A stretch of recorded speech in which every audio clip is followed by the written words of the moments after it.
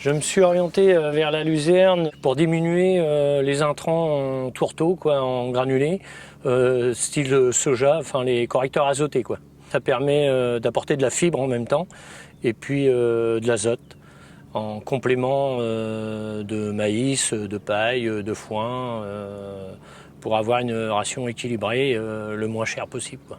La luzerne, en fait, il n'y a pas besoin d'engrais, il n'y a pas besoin de phyto, ça pousse tout seul, ça. On fait 4 coupes dans l'année, il y a un bon rendement. Sur les 4 coupes, on fait 3 coupes avant floraison et on en laisse une fleurir. Parce que si on ne la laisse pas fleurir, elle a plus de mal à repartir pour l'année d'après. En général, on l'implante derrière une orge. Déjà, c'est la première culture qu'on récolte.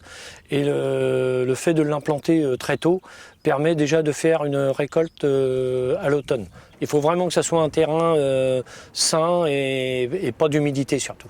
C'est très délicat, plutôt plus alcalin qu'acide, quoi. En général, la luzerne, on la laisse 4 ans maximum. Parce qu'en 5e année, elle commence déjà à se dégrader. Et quand c'est comme ça, on la retourne et juste derrière, on fait un blé, quoi. Et en général, on a un très beau blé derrière parce que la luzerne produit de l'azote. Et cet azote-là, on la retrouve dans les sols quand le blé arrive derrière. Donc, beaucoup moins d'azote à apporter sur le blé. Donc, c'est encore très, très intéressant pour la culture qui suit derrière. Alors, la destination de ces ballots-là, c'est uniquement pour les vaches laitières pour produire du lait.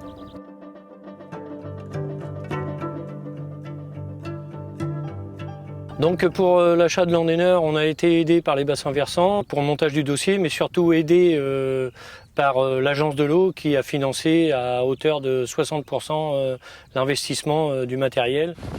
La coopérative linéaire de taillage de lin du Vergalan se situe dans la région nord-est rouennaise. La culture de chanvre est une culture intéressante pour nous, c'est une espèce nouvelle, c'est une espèce qui s'intègre parfaitement dans les rotations de nos cultures. Nous avons des sols plutôt profonds, des sols riches et c'est une culture qui demande justement ce genre de sol. C'est une culture aussi qui est extraordinaire puisqu'elle est très très peu consommatrice en eau, puis d'autre part on n'apporte aucun, voire peu ou pas d'intrants. C'est une culture qui correspond tout à fait aux besoins de notre région rouennaise parce que souvent on est positionné sur des points de captage d'eau, des eaux avec des gros problèmes de turbidité et vraiment c'est une culture qui est très intéressante à ce sujet-là. Le chanvre est une culture textile avec la même destination que le lin, mais c'est une espèce différente qu'on peut intégrer au même titre que du lin dans la rotation. Et justement, c'est très intéressant pour allonger les rotations et préserver les sols de différentes maladies. Parce qu'on va tailler le chanvre de la même manière que le lin, avec le même matériel. C'est quand même une plante très particulière, qui est beaucoup plus rugueuse, plus grosse, avec lequel il y a aussi beaucoup de sous-produits, notamment les feuilles, les graines. Et donc on a besoin justement d'avancer sur ces projets pour pouvoir développer cette culture. Dans la bio, les rumex n'aiment pas du tout la compétition du chanvre. Et l'année suivante, il n'y a plus de rumex. Et ça, c'est génial. Au niveau racinaire, il y a une telle densité que je pense qu'il y a la conjugaison des deux, quoi.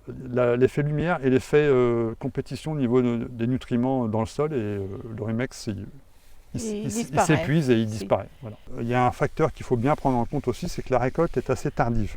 Et on habite en Normandie et que l'an passé, nous l'avons récolté vers le 10 octobre. Les pluies peuvent arriver, le ruissage tardif, tout. Une surface de 4 hectares, pour nous, c'est très bien. Il ne va pas être long à fleurir, quand même. On voit des petites... Un des avantages aussi que nous, on a pris en compte, c'est qu'on pouvait utiliser le même matériel que le lin pour récolter, pour ramasser la récolte à la fin, quand il est sec et rouille, avec le round baller.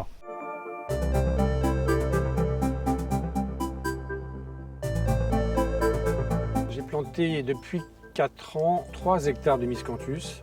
C'est une plante d'origine africaine qui s'adapte extrêmement bien ici et il a vocation à être récolté tous les ans. Vous avez entre 10 et 20 tonnes de matière sèche par hectare. L'avantage du miscanthus, c'est qu'il n'a besoin d'aucun intrant, pratiquement aucun désherbage, sauf au tout début, lorsque la plante gagne par rapport aux adventices. Après c'est gagné, 0 fertilisation, donc 0 produit. Donc pas besoin d'y revenir, donc c'est un rhizome, c'est pas une plante annuelle. Vous le plantez définitivement pour 20 ans. La valorisation de ce miscanthus, c'est par exemple le paillage. Le paillage, un excellent paillage pour les plantes. Deuxième chose, des litières animales, sur le gain de temps qu'un agriculteur peut avoir avec cette litière. Troisième chose, la valorisation énergétique, que ce soit des chaudières municipales ou que ce soit des chaudières privées.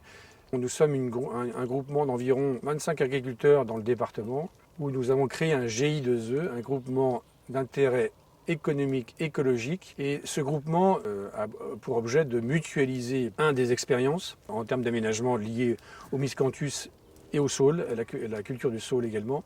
Et deuxièmement, nous mutualisons des outils. On a économiquement un intérêt à le développer.